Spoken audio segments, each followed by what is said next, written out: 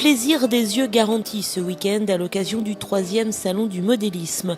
Sur plus de 3000 mètres carrés, les visiteurs ont pu apprécier des objets incroyables nés de l'imagination et du travail de tous ces passionnés.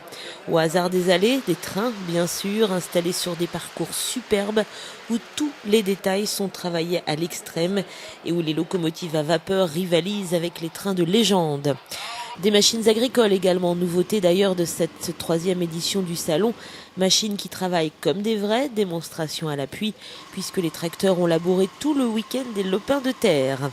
Au hasard des allées également, une caserne de pompiers magnifique réalisée au 1/50e et appréciée comme il se doit des professionnels. Des bateaux aussi et des avions et parmi eux un monument, une légende, le porte-avions Foch. Il aura fallu 22 ans à Yves Marchand pour réaliser cette petite merveille qui comprend 61 moteurs électriques et 600 points lumineux. Et pour construire le porte-avions, ce passionné s'est bien sûr beaucoup documenté, mais pas seulement.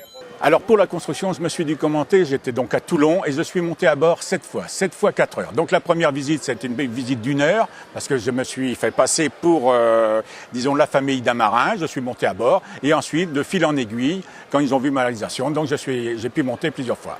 Donc évidemment, il a fallu écrire, faire beaucoup de courriers, mais ça a été payant. Vous avez récupéré la documentation précise sur ce porte-avions ? Non, sur la coque, c'est toute l'enveloppe. Non, j'ai pas récupéré parce qu'il a fallu tout mesurer. À l'époque, on voulait pas me donner trop de renseignements. Mais à la fin, on m'a donné la position de tous les feux, à quoi ils servaient, comment ils s'éclairaient et tout. Et là, j'ai une documentation sur l'éclairage en or que personne n'a certainement. Une vraie merveille qu'Yves Marchand expose régulièrement dans tous les salons européens et il est intarissable sur ce porte-avions pour lequel il voue une véritable passion. Et pourtant, Yves n'est ni un ancien pilote, ni un ancien marin. Ah, du tout, puisque j'étais menuisier, donc du tout dans le domaine militaire. C'est vraiment quelque chose à part. Mais je voulais faire des choses minutieuses, le plus petit possible, et se donner un challenge, disons, voilà, c'est tout. Autre passionné dans un tout autre domaine, Jean-Claude Carougeot, qui a lui construit une maquette de cirque il y a 25 ans. Il aura fallu 15 000 heures de travail pour réaliser cette autre merveille et une bonne dose de patience et de passion. Et Jean-Claude ne manque ni de l'une ni de l'autre. Disons, j'ai été vacciné à l'âge de 10 ans.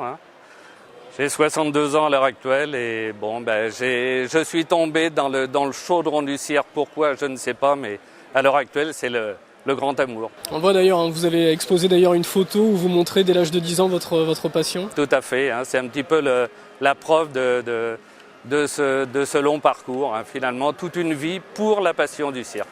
Et lui aussi passé week-end dans les salons à exposer son travail. L'année dernière, nous avons fait 40 expositions sur 52 semaines, du nord de l'Europe au sud de l'Europe, Belgique, Angleterre, Allemagne. Et puis, disons, cette passion nous emmène tous les week-ends sur les routes internationales et les routes étoilées.